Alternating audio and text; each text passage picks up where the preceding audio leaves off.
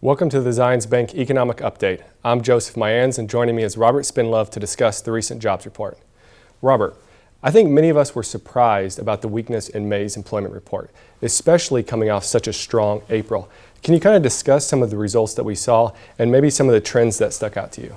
Yeah, it was really interesting. So this report is one of the most important economic reports that comes out. It's released by the Bureau of Labor Statistics on the first Friday of every month for the previous month.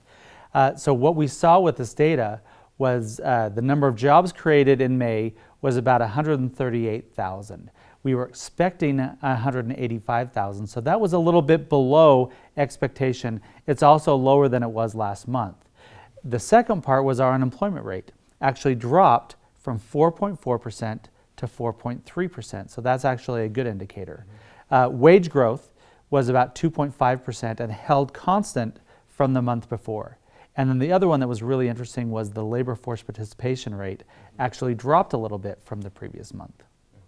Well, I think many people would expect 4.3% unemployment rate. That's a great thing, but it seems like the employment growth is not there.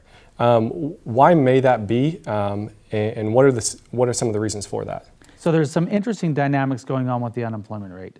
So when we look at unemployment, generally we consider about 5% unemployment to be full employment, or the natural rate of unemployment. Essentially, it's the rate at which everyone who needs a job can find a job and employers can find the workers that they need. We're at 4.3%, so we're much below that. Now the problem with that may sound really good, but the problem is once you start to get much below that 5%, you start to see labor shortages.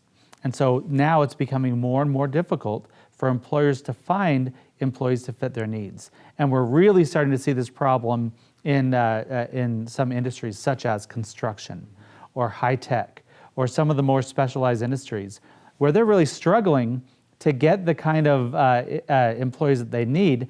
And it's also starting to have a dampening effect on the overall economic growth. So part of the reason why that overall employment growth number was smaller is because of that very low unemployment. And I think you hit on something else, the fall in the labor force participation rate. So I would expect that as unemployment falls and many more industries are experiencing labor shortages, that more people would come off the sidelines and want to rejoin the labor force. Why is it that we see the participation rate falling? So that's another really interesting dynamic too. We have a few different measures that we look at. We look at the unemployment rate, the underemployment rate, and the labor force participation. So when we look at, remember the unemployment rate is 4.3%. The underemployment rate is essentially those that have a job, but they don't have the right kind of job. So one classic example is people working part-time, but they'd like to be working full-time. Now that number is looking really good.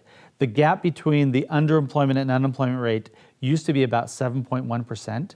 It's now down to 4.1%. So what we do know is that people are getting out of jobs that aren't quite right for them and they're moving into the right kind of jobs. So that's a good indicator. But our labor force participation rate, the fact that it dropped, is a problem. Now what is the labor force participation rate? It's essentially when we take everyone in working ages, 16 to 116. How many of those either have a job or are looking for a job? And that's how you get that labor force participation rate. And what we see is that people are increasingly deciding to stay on the sidelines. So they're not entering in, they're not, as they see these job shortages or as they see these opportunities, they're not coming in. And so then the question is, why is that happening? Well, one of the dynamics is the retirement of the baby boomers. Now, every single day in America, 10,000 baby boomers reaches 65 years old and becomes eligible for retirement, for Social Security specifically. And that will continue for the next 13 years. So we have this huge flow of baby boomers leaving the labor force, and then we don't have enough people on the other side coming in to take those places. And so that's creating some of that shortage. The other dynamic is women are kind of staying out of the labor force in greater numbers than they were 20 years ago. So between 1965 and 1995, we saw a huge increase in female labor force participation. And then from about 1990 to 2000, we saw really strong labor force participation.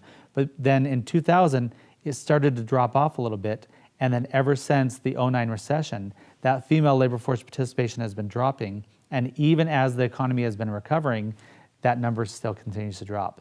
In other words, with both of those groups, while the labor force is increasing, while the economy is increasing, it's not inducing them to want to come back into the labor force. And because of that, we can't have the kind of economic growth that we'd like to have.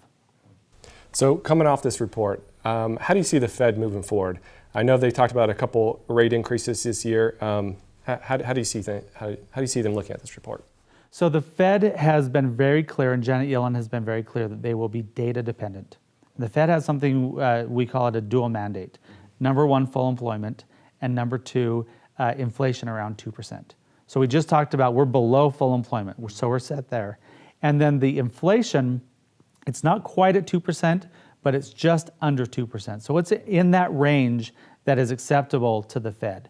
So looking at the data, while this report wasn't as strong as we'd like it to be, it's very important to keep in mind that it's one report. We've got a lot more coming down the road. We have a lot of other reports.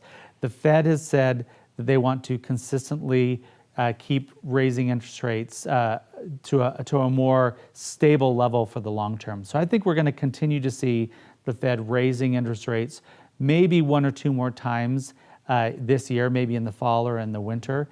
And I think that as long as the data holds up and this doesn't become a longer term trend of more weakness in the economy, I think we should expect to see the Fed continuing to raise rates. Yeah. Like you said, I think it's going to be interesting to see what the Fed has to say about this and how some of these longer term trends develop. Yeah. So thank you for joining us for this economic update. For more information and analysis, please visit zionsbank.com/economy.